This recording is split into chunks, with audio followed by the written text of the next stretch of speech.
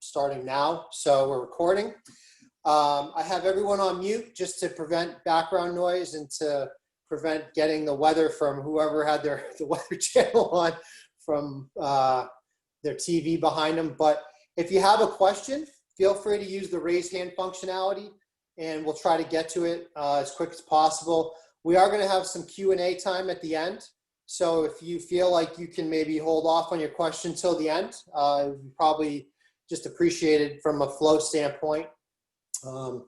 Make sure to stick around after tonight's session and hear about some of the updates we have going on in New England. I know we've got folks from across the country in different regions on here, which is really exciting actually. But if you're interested in hearing what's going on in New England, you're more than welcome to stick around. But we've got a pretty big special announcement coming through tonight regarding a new sponsor. So I think you're going to want to stick around because someone's going to win a special prize tonight, but you have to be here. Looking ahead, I'm already thrilled to announce that we have our next learning series mostly set up, and it's going to be beginning of November. We're still finalizing the date, but likely the second week of November. It's going to be a fireside chat with former Olympian and native New Englander, Doug Lewis. I think a lot of us know Doug from his time in at Sugarbush, but he's still very active with ski racing. And if you follow him on Facebook, he's just he's a wild guy. He's always up to something wild and crazy outside. I think I saw he was running with mountain lions or mountain goats or something the other day. So, you know, it's going to be a really great call. We're going to talk about a lot of stuff. I'm really excited for that one. So keep an eye out. Probably have something out for that in the next couple of days.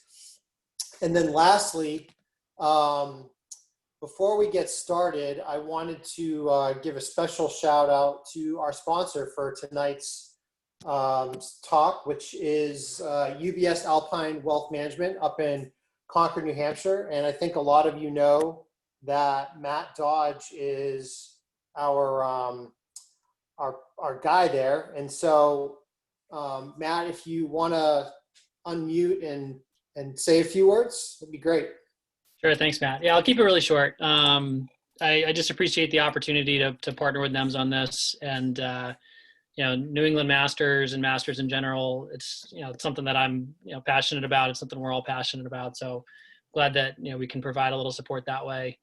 And then also just, you know, I think the best part of my job is helping people better understand, you know, what's going on in the financial world. How can they make decisions around their financial lives to make their overall lives better. So partnering with something like the Learning Series, I thought was perfect. So thanks again for letting us help out here, and looking forward to a great ski season. Yeah, thanks, Matt. I appreciate it. I must get asked, you know, at least once a race about something financial advice related, just because I kind of work in the industry as well. And I always say, go talk to your financial advisor. And if you don't have one, go get one. Matt is a financial advisor, is a CFP, which is the gold standard there. So if you're looking, if you're interested, if you've got questions, definitely reach out to him. He's a pretty smart guy, in case you haven't noticed. All right, so let's talk ski wax, right? That's what we're here for. All right, so I'm really excited about tonight's session. We have Graham Lonetto in the house from SWIX Wax. Graham is the Alpine Director for SWIX USA. He's going to talk to us about all things ski wax. It's a pretty sweet presentation he's got. For those of you who may not know Graham, I think a lot of us on the call probably do, but if you don't, Graham spent a handful of years working on the World Cup circuit, tuning skis for the US ski team. No big deal, right? But I think most of us on the call probably know Graham from his time as owner of Edgewise up at Stowe, Vermont. And, you know, I remember when I first came in the NEMS maybe 15 years ago, I think, I used to see Edgewise on everyone's skis, and everyone would say, Graham got me the best tune. And, you know, everyone would like leave the races and go get their skis at Edgewise, or, you know, and I was like, God, this guy must be really good. Unfortunately, I live in Boston, which is really far away from Stowe, so I never got a chance to go, but we had some pretty fast guys with Edgewise on their skis. So it's pretty cool to come full circle and to have them in the house tonight to talk ski wax. And I think if you're looking to find a way to get your skis to go as fast as humanly possible, Graham is definitely the guy you want to talk to, because he's been kind of working on mastering this craft for probably the better part of 3 decades. So I'm really excited for him to be here to talk to us tonight.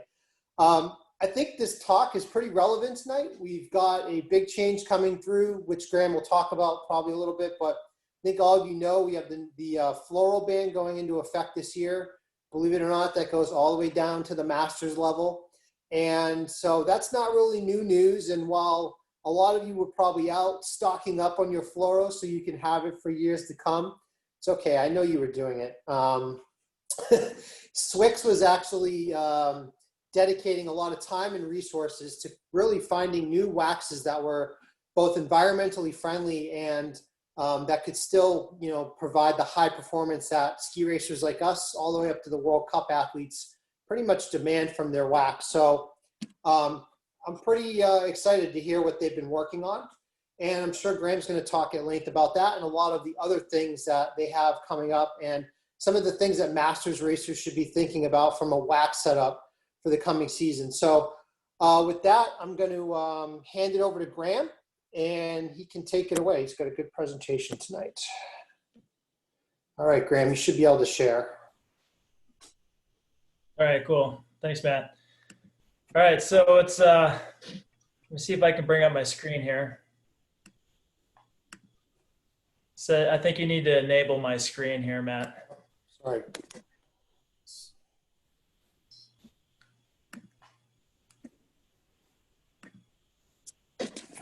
Sorry about that. 1 second. Oh yeah, no worries.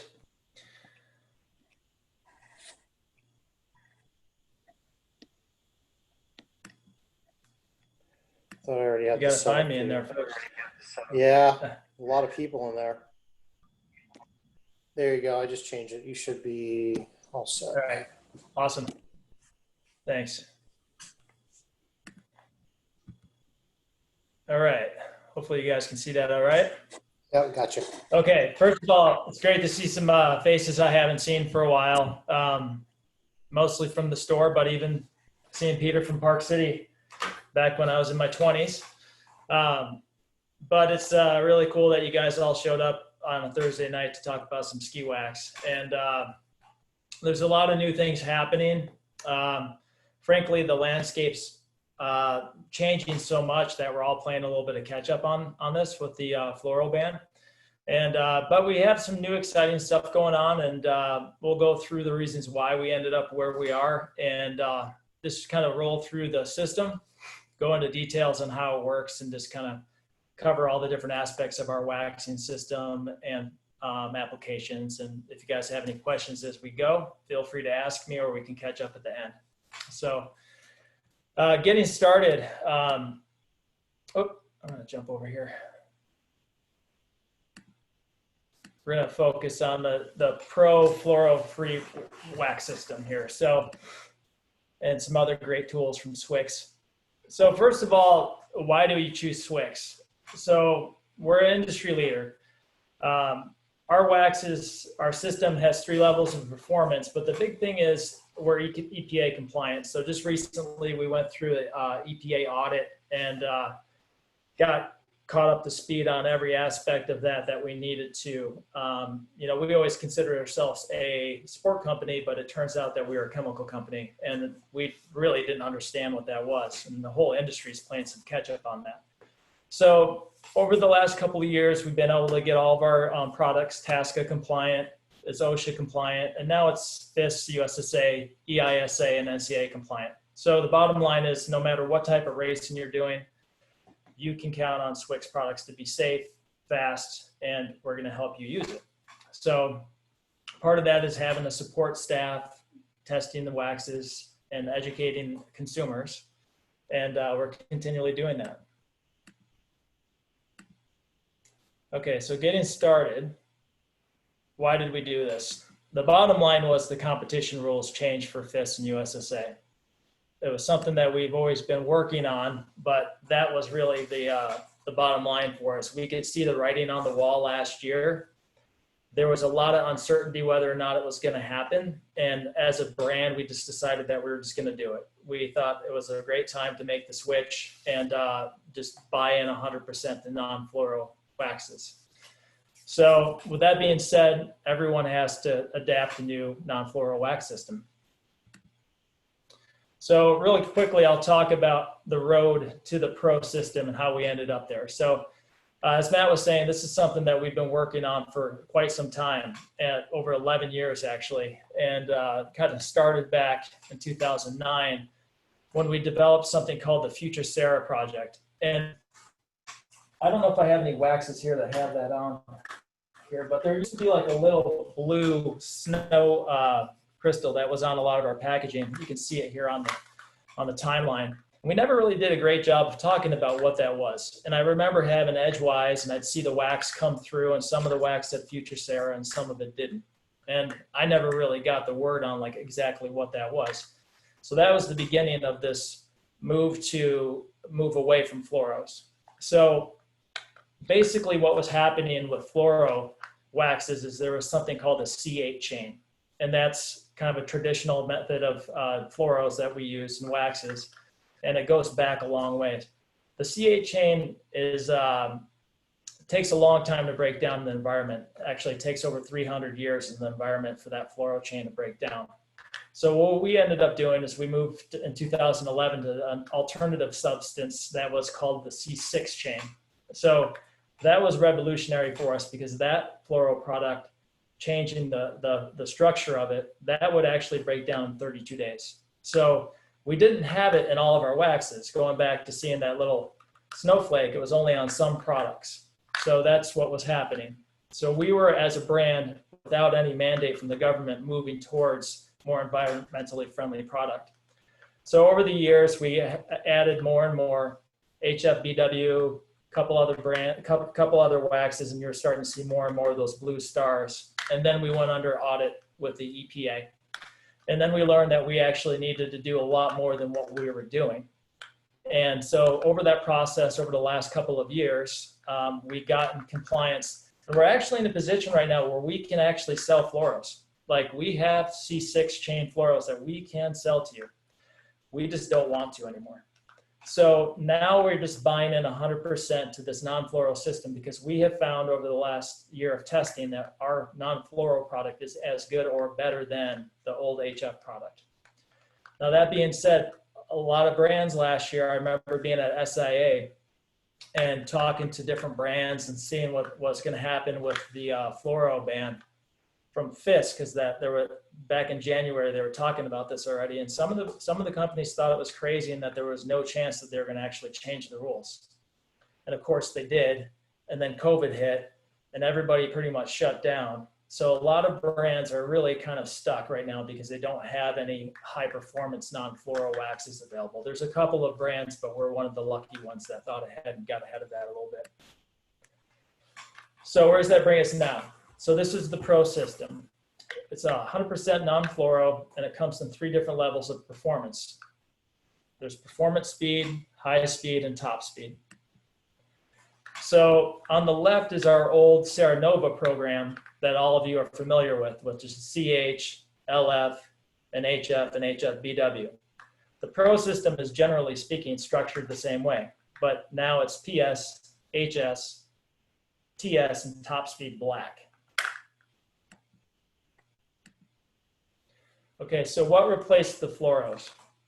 So one single ingredient didn't replace the fluoro in the wax. Instead, we have several raw materials called metal colloids that are combined, and they offer similar characteristics to fluoro. But when they're combined and they're mixed together in the right way, it's for. So we did over 800 individual field tests over the last year, all over the world. And this is one of the really cool things about SWIX. We have a test team on the Nordic side, and we have it on the Alpine side.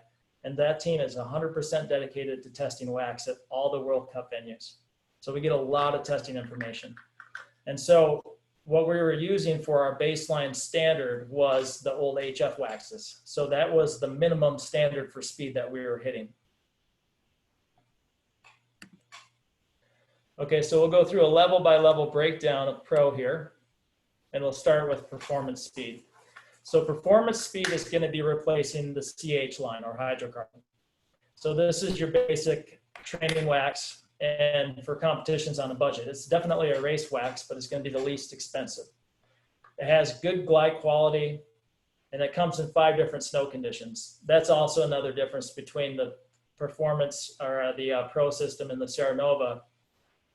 Sierra Nova used to have 6 bars. So we had 4, 5, 6, 7, 8, and 10.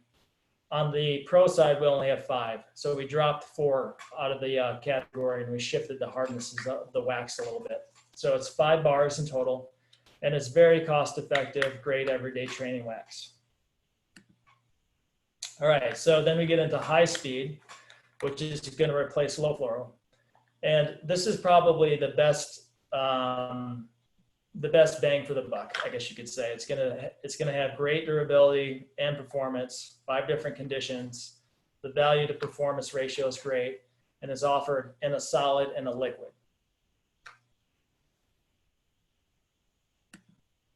And then we get to top speed. So this is gonna replace the high fluoro line. So what I'm showing you right here is actually gonna change a little bit. And this is another one of the cool things about SWIX is when we have something that works better, we'll make a change in line and just move to it if it's a better product. So right now we've discovered that there's a different version of this, and I just got news of it just a few days ago. And next week after the race service meetings, I'll have more information I'll share with Matt and get you guys completely dialed in on this. But essentially, we're still going to have top speed, and that's going to replace the high fluoros. So this level is going to be the top level race wax. Again, 5 different snow conditions. It's maximum performance. And this is also offered in a solid and liquid application. And it's also offered in old snow and new snow. And this is where the black wax comes in.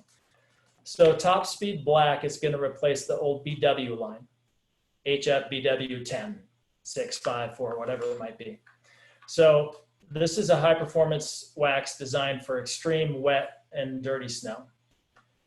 Honestly, I use this wax probably the most out of all of our waxes because usually I'm dealing with like injected surfaces, old transformed snow, snow that's been groomed a lot. The only time that this wax isn't going to be the best choice really is new fallen snow. So if I know it's snowing or it's snowed just before the race, I'll just go with the standard colored waxes, in this case TS, but usually I'm in this category. Also, so the way it works is it has industrial lubricant called molybdenum in the wax, and the moly molecules stack up like a deck of cards and slide off one another. So when it's really cold and dry and aggressive snow, those molecules kind of help get the ski rolling and sliding, but also those molecules repel dirt in really a nasty condition. So it keeps the dirt from sticking to your skis and it keeps them fast.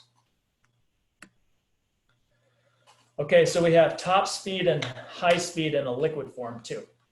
So they essentially look the same, but the application is a little bit different. High speed is going to be a full spray. The top speed is going to come with like a foam applicator tip. And I think the main difference is it's just so that you don't have much waste. You know, the top speed is a little bit more expensive. It's going to go on like the old HBC product where you just kind of rub it on. The high speed you spray quickly and it will dry. Once both of those products are dry, excuse me, they're 100% wax. And at that point, you can use a felt applicator to dry some heat and create some more bond, or you could just simply brush it out with a blue nylon. So these can be used standalone, or you can use them as a top coat.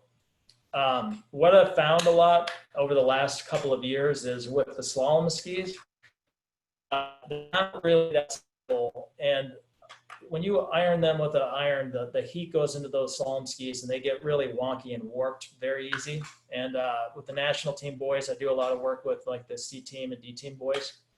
We just moved them away from using an iron on their slalom skis, and we just had them using that HS product, wax of the day, and just spraying on the wax. And the durability was fantastic. The skis held up really good, and ultimately they were more stable. So this is something that you can use alone. We often say use it in conjunction with a paraffin wax. So if you wax a paraffin as a base, you could basically wax with a spray 3 times on snow, the 4th time go back to the paraffin. But I certainly use it alone all the time, and it does a great job. All right, so this is a product that's been in our line for years, but we don't do a good job of talking about it. And it's Marathon solid and powder non-fluoro. So it's basically a universal race wax. And what you can do is you could pick this wax if you really wanted to simplify your program. And you can say, I'm going to buy it in black and I'm going to buy it in white. If it's new fallen snow, I'm going to use the white. If it's old transformed snow, I'm going to use the black. The only difficulty with this wax, well, what makes it cool is it's very hard, it's durable. So it gives you a lot of hardness and durability, but it has the ability to move a lot of water like a really high fluoro wax. Of course, it's non-fluoro. The only drawback, like I was saying, is so hard. It's like a 4 hardness that is difficult to work with an iron. So if you are going to use this product, I would highly recommend you getting a digital iron, something that's going to be make working with hard waxes easier. But another one of the cool things we did with it, and it just came out, is we made it in a powder form. So this wax is pulverized into a powder form. If you've ever worked with the CH3 cold powders, it's basically the same thing. And you can coat the ski with it and make 1 or 2 flash passes with the iron, and the wax goes right in. It's super easy to use. So a new product for us this year is, and it's really cool, I just worked with it over the weekend, it's a Roto wool fleece. And the Roto fleece is going to be used with the Marathon waxes only. So the way this works is you would wax the whatever the wax of the day is with the traditional paraffin. This is going to be a top coat pass that you make. So you take the Marathon, you spin the brush, and you burn it into the brush. And then once the brush is loaded up with the wax, you make 3 full-length passes from tip to tail, and it highly polishes the base. And that merino wool has the ability to really get into the structures and clean it and really buff it out smooth. And we've had fantastic results with it. In fact, we've had a couple of World Cup wins using this with Nordic Ski Racing over the last year. So it's actually been working really well, and I'm really excited to use it on the Alpine side. All right, so I mentioned before that 4 category hardness fell out of the system this year. Well, this is where it landed. So now we call it polar. So polar is going to come in a traditional paraffin iron in and also a cold powder. So it's both really easy to use depending on what you like to use. And so it's wax for extreme cold conditions. It's a perfect cold, low humidity race wax, and it performs well in artificial snow and it's extremely durable. All right, so this is actually a really cool wax that we have in our lines that, once again, we don't talk about much. But with all the talk about like more environmentally friendly waxes, this is what we came out with. So what it is, it's a recycled petroleum product that we use in this wax. So we're using recycled product to make wax that's a little bit more environmentally friendly. And it's officially biodegradable. So if you leave this out in the environment, it biodegrades at the rate that the government deems biodegradable. It's offered in 3 different temperature ranges: yellow, red, and blue. Okay, so what does the fist band mean for you? So there's 2 things to consider. We just talked about you need to replace your old waxes. So you have to use a non-fluoro wax. And you have to remove the fluoro wax from your skis if you're using old skis. So there's 2 different ways of doing that. So you can stone grind your skis, or you can manually wax, doing wax cycles to get that wax out of the skis. The most effective is to do both. It's probably a good idea to get your skis stone ground every year. You know, having a stone grinding store or it's a racing store, I mean, I could see the benefits of it for sure. A lot of people are nervous to get their skis stone ground because they feel like they've done all this wax work. They don't want to destroy the speed of the ski. But if you're going to somebody that knows how to use a machine, the skis should be pretty clean right off the machine, and it shouldn't be an issue at all. What I'm more concerned about is actually the base bevel, and we'll get more into that as we go. But it's a good idea to start the season off with a stone grind. All right, so we have what we put together and have a fluoro wax removal process. So you don't have to use the new Pro system. If you have old CH waxes or BP 88 or 99, you can definitely use those waxes as long as they're not fluoro waxes. So what we're recommending is doing 3 layers of yellow, 3 layers of red, 3 layers of blue, and we move to the harder waxes to harden the bases as we go. So the idea is that we're going to do a layer of wax. We're going to scrape, brush. We're going to, in between, use a glide wax cleaner just to clean the base, and then we're going to repeat the process. But the important thing here to remember is that we're not hot scraping skis. We're just kind of doing these layers.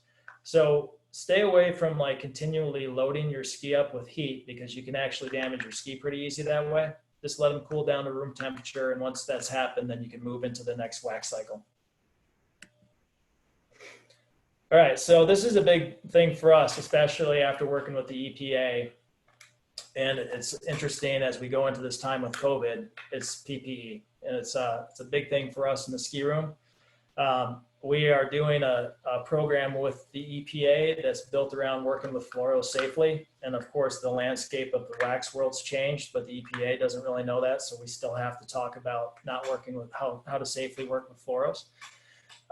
But you're going to want to make sure that you have all the proper equipment in the ski room, whether or not you're working with a fluoro or non-fluoro wax. So apron, closed-toed shoes. We're just really recommending to everybody to wear respiratory protection all the time in the ski room. Like I said, a lot of people are wearing masks anyways nowadays. Hat, gloves, long sleeve shirt, long pants, and face shield eye protection if you have it. And the other thing is make sure you work in a properly ventilated room. So unfortunately, I have a lot of experience of working in basically a box with no ventilation at all, a garage with the garage door shut and no windows or whatever it might be. It's a horrible situation to be in with particulates, especially if you're not wearing masks. So what we want to do is just make sure there's some sort of cross ventilation. Open a window, put a fan by the door, just try to get the air moving. Okay, this is just a little bit repetitive of all the things I've talked about. Work in a properly ventilated space, wear respiratory protection, hat, gloves, dedicated workspace clothing, dedicated footwear. A big one is a HEPA filter vacuum. I think it's a really good idea because a regular vac is going to blow a lot of debris around the ski room. And then make sure you properly dispose of any shavings of wax or in the garbage and wash your hands and face. Workspace do nots. And this is a lot of stuff I see with junior racers when I'm on the road. So you never want to work around unprotected people. And I constantly see this where there's one bench and 2 kids that are working next to each other. The guy on this side has a machine and a mask on, and he's doing his edge work, and his buddy's over here, and he's got no PPE on. I see that all the time. So we're really talking to the athletes about making sure that everybody's protected. Never eat in the workspace. Never smoke in the workspace.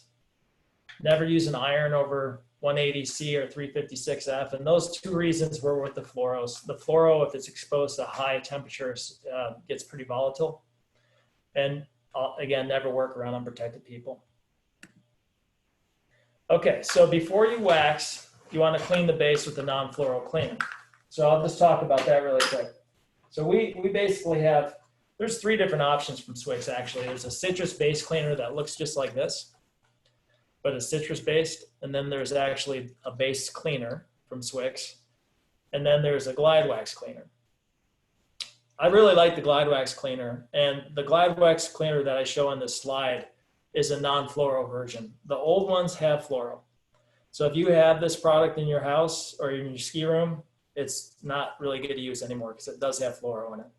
That's what made it a special cleaner, because fluoros bonded fluoros, and over what we found is in the new generation of fluoros, they were okay to leave in your ski. So as you were conditioning with this cleaner, we were putting some fluoro into the ski. So when you race waxed over the top with a fluoro, it bonded. We're not using this anymore. So just make sure that you get the new product, or you just use the standard base cleaner. So it's pretty easy to use. You just want to make sure you put it on some Fiberline, wipe it to the base, wait 10 minutes until it dries, and brush it out with a white or a blue nylon. Okay, and then we can get into some general ski tuning products here that we have from SWIX. 3 different benches. A lot of times we have 3 different choices or 3 different levels of tools available. And then we kind of get into some more ski tuning slides here. And Matt, do you want me to go through all these slides on actually just basic ski tuning, or did you just want to stick to the wax? I think you can probably cover it at a high level and maybe a little bit quick just for the sake of time. I know you've got a lot of stuff in there, but I think most of our racers probably have a good understanding about this stuff. But I think, you know, definitely touch on it, but maybe just don't spend too much time on it. Okay, cool. I'll bounce over here because this has a little bit more information, but I'll make it quick. And if you guys have some questions on this stuff, you can ask me more about it later. So basically, I always think about ski tuning in 5 different levels to being successful. There's base bevel, side edge bevel, sharpening by hand or machine, waxing techniques, and then just knowing the wax system. The most important aspect that we're going to deal with is the base bevel. So how it works and how to read it. And this is really difficult. A lot of people don't know how to do this because you have to really develop an eye for it. So base bevel is going to control how quickly the ski will edge. The flatter the base bevel, the quicker the ski. So too little base bevel will leave the skis feeling grabby or railed, and too much will leave them feeling dead and damp. So there's a trade-off, you know, like it's a tough thing to kind of figure out because you can really leave your skis feeling like they're dead if you put too much base bevel on, and it's really easy to do. So if people aren't ever sure, I always tell them go with less because it's very easy to add some more bevel. If you're not sure you want a 1/2 degree or 0.7, do half. If you're having a hard time getting the skis out away from you or they feel too grabby, it's just a couple quick pulls of a file to get it to a 3/4 degree. But if you go to 3/4 degree, the only way to fix it is going to be stone grinding the skis. So that was always cool for me when I had my store because I could play around with all that stuff and I could just like, if I didn't like it, I just go down to the store and change it. You know, it was very easy. And that was really cool having that sort of control over what I could do and what I couldn't do. And I'd often find if I didn't like a ski, I could just flatten it. And usually flattening the ski for me made a huge difference in the performance. And also changing boots, you know, like I would find that I'd have a certain boot that was canted a particular way. I didn't really go too crazy with set up for my cants because I often did it with the base bevel. But I would move from one boot to another and I'd go from a ski I really liked and then suddenly I wouldn't like it anymore because it felt dead or damp. And so I just noticed that when I changed the base bevel, I could often get it to where I liked it. So if you're changing boots and your skis feel different, it's not unusual because it's probably how you're standing in the boot and the base bevel's changed. So I've had skis where I liked a 1/2 degree a lot. And I moved to a new boot. I had to move to a 1/4 degree. So I liked the ski again. So it's just something to keep in mind. So how do you read the base bevel? You have to have a good source of light and a true bar, and you want to check the ski for flatness. So you put the true bar on the ski, match the angle of the base bevel with the true bar, and then you're going to measure over about 2 inches. And then that's where you actually measure the base bevel, how high that bar sits on top of the base. So 1 strip of thin electrical tape is about a 1/2 degree, 2 inches over. 1.5 is about 0.75, and 2 strips is close to 1. So that's not perfect, but it gives you a basic idea of what we're looking at. And this is just some more detail on that. So the first diagram shows the flat ski all the way across base bevel and base edge. Second one shows the actual base bevel that we're looking at. And then of course, the different angles that we would match from 0.75 to 1 degree. So once again, if you want to fix it, too much base bevel, you have to stone grind the skis. Side edge bevel is going to control how quickly or how powerful the ski feels on edge. So I tell people just think of them as individual things. Base bevel's reaction, side edge bevel is going to be power. I often get people that are like, okay, so I have a 1 degree on the base and a 2 degree on the side. So I have an effective, like I just tell them stop right there. Just separate the two, reaction and power.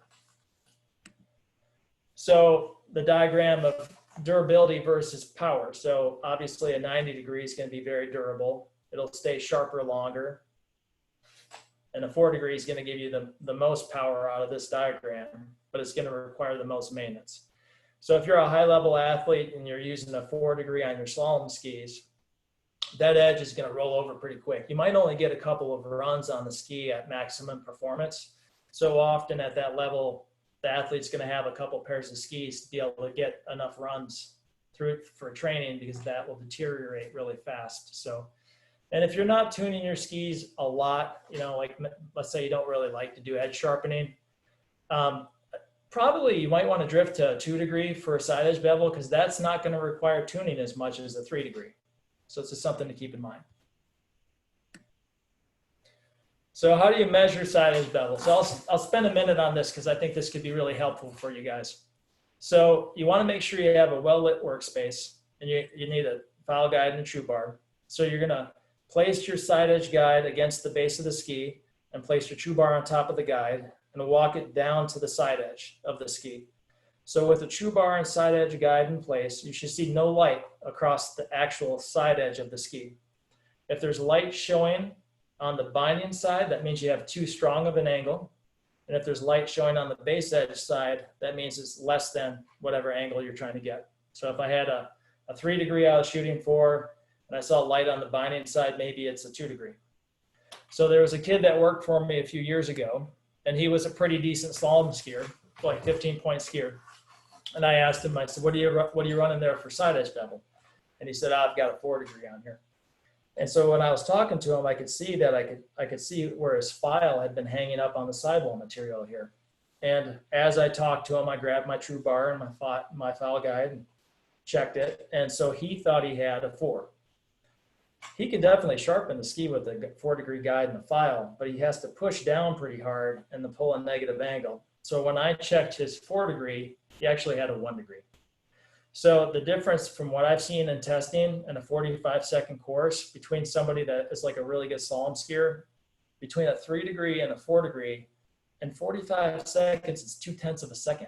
So that kid Sean was giving up maybe over a half a second in 2 rounds of skiing. So it's just something that you want to do, is just check your angle and make sure that you have what you think you're running for side edge bevel.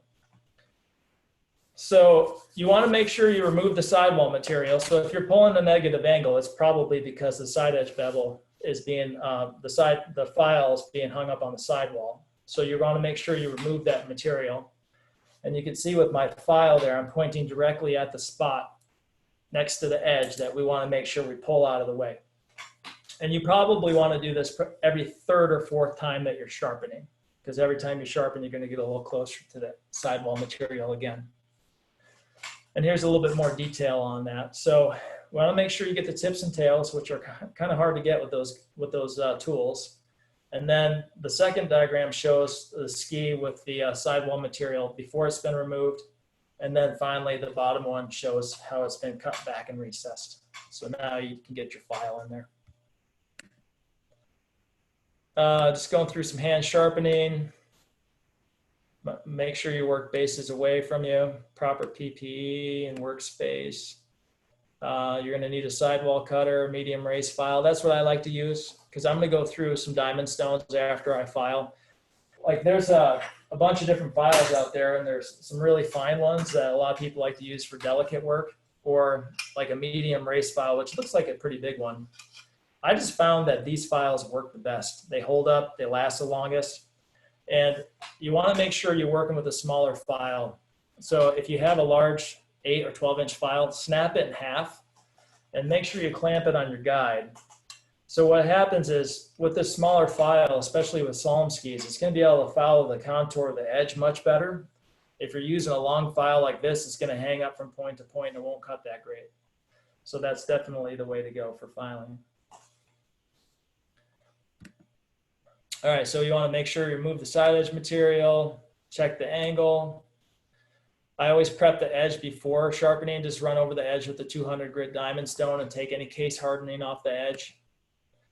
And then sharpen the edge. So you're going to start in the tip, work all the way to the tail, you want to make sure you take the same amount of material off the ski the whole length of the ski. So this is the biggest mistake I see with side edge filing, and it's very common.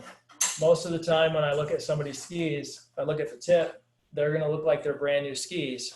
If I look at the waist, they could be paper thin edges, and then it goes back to being really thick again at the tail. So there was a kid that came to World Juniors a few years ago, and he had been working on his own skis, and he's using Tri-1. The Tri-1 doesn't get into the tips and tails that great, so you have to go back in with the file and file the tips and tails.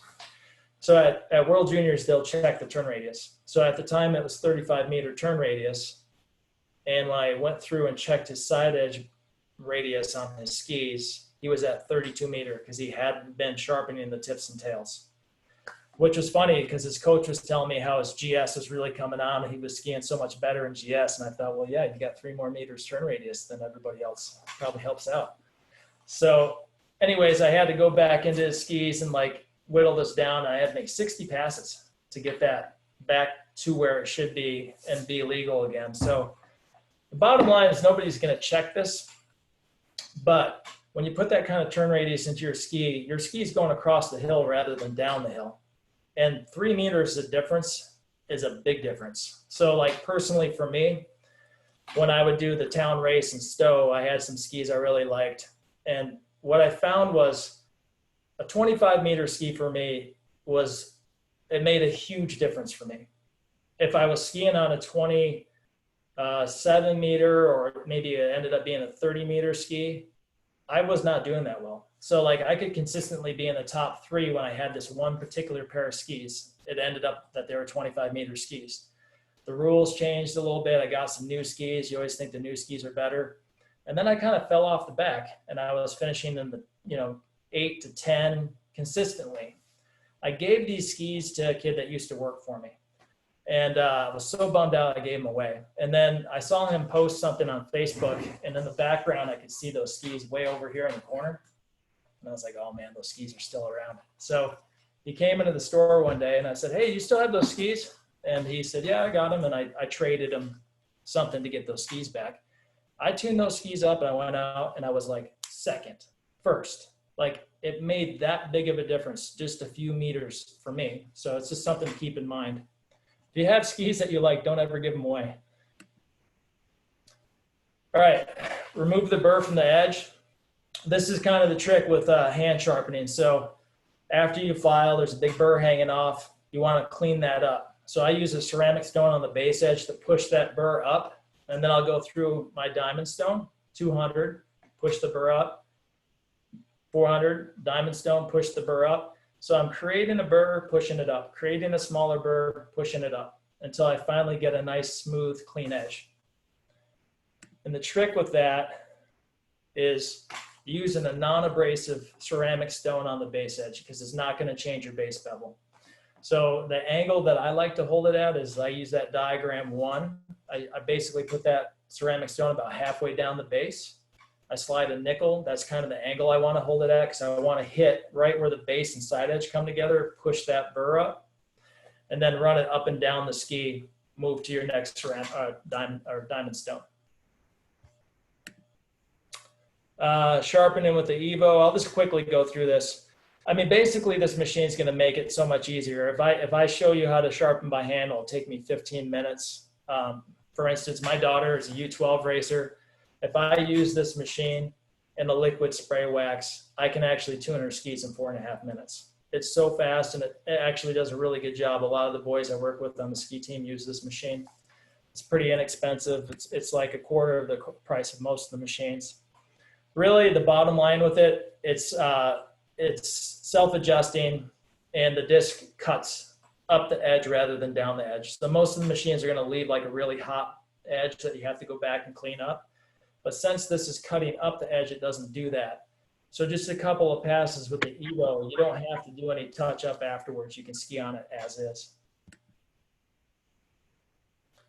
Make sure you wear a mask. You still have to use a sidewall cutter. I still prep the edge before I use the machine with the 200 grit diamond stone. And then just really quickly, the last thing I want to talk about is basically just adjusting the sharpness of the ski. So in the ski room, I just tell people to get the skis as sharp as you can, because it's harder to make them sharper on the hill than dull. So if I just leave them sharp and I go out and it's really icy, I just leave them as is. If it's dry, grippy snow, you got a little bit of work to do. So dry, grippy snow is going to require having less edge. You don't want them to be too sharp. You want the skis to be able to break loose a little bit. And so basically what I do is take a gummy stone, just carry one of these in your pocket, and you can just run it full length, take a little bit of the hum off the edge. Another thing that you can do to get the ski to stivot a little bit is progressively work to the back of the heel of the binding. So if I just start that gummy stone, I make it pass 10 inches, 20 inches, and I keep going like that until I progressively get to the heel of the binding. Now the edge is going to be less sharp to the tail, and I can stivot and slide that ski if I need to. So I would highly recommend just taking a run, find a pitch that's similar to the race hill, take a run on your skis. Don't be surprised by grippy snow. Like if you can make some adjustments before your race to edge sharpness, you're going to be way better off. You can always freshen up the wax again, but you can't get that run back because the edges were not the right sharpness. So just something to consider there. And then you get ready for waxing, and we already talked about that. So that's basically it. If you guys have any questions for me, I'm happy to answer them, or you can always email me too.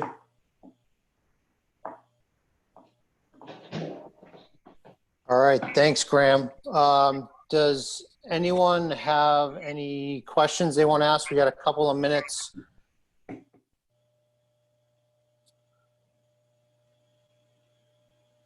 No? Matt, I have one. Okay. Okay, go ahead. Graham, thanks. As someone that's never used the spray-on wax, I'm curious to kind of give it a shot. How would you make the decision between whether to use like a melt-on paraffin wax or some of that spray wax? How would I determine? Yeah, how would, is it something that you're going to go back and forth between on a season, or is it, you mentioned that, some people were using the spray on wax almost exclusively, and it seemed to be okay for the ski longer term. Yeah, decide, it depends on what you're looking for. The hardness of that wax ends at 6. So if you go down below 6, like I would just stick with the paraffin. For me, I just love the liquid waxes. Like I don't iron in waxes on my skis anymore. I just use liquids. Like I said, my daughter, I never thought I'd be the guy that just uses liquid wax on my daughter's race skis, but I'm guilty. It's so easy, and it really does work well. Like I said, the national team boys I work with use it on the slalom skis, and it's been great. They get good results. But you'll find how you like to use it. Try it on your training skis. I think you'd be really impressed with it. Awesome. Thanks. Yep. Okay, I think we're gonna, in the essence of time here, I think we're gonna wrap it up with that. And so, first, Graham, I want to thank you for again spending an hour of your time with us tonight. I know we had a lot of people that were really excited for this, and we're going to, we did record this session, so we are going to try and post it. I've had a few people asking me, so you can remember that. And then, is it possible to get a copy of those slides from you? Are they on, or is there somewhere we can get references to maybe some of the waxes and, how to use them, etc.?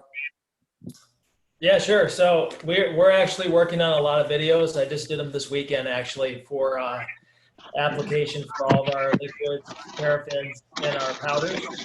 So those should be done pretty soon. And then we have a bunch of PDF support product that we're putting out pretty quick. So I'll definitely share all that with you, and I don't mind giving you my presentation either. Okay. Yeah, that'll be great. Somebody blowing their nose there. Love it. Love the Zoom. Love the new Zoom economy. So yeah, thanks, Graham. I appreciate it. I also want to take a minute to just thank Jerry Murphy as well. Murph is on the call.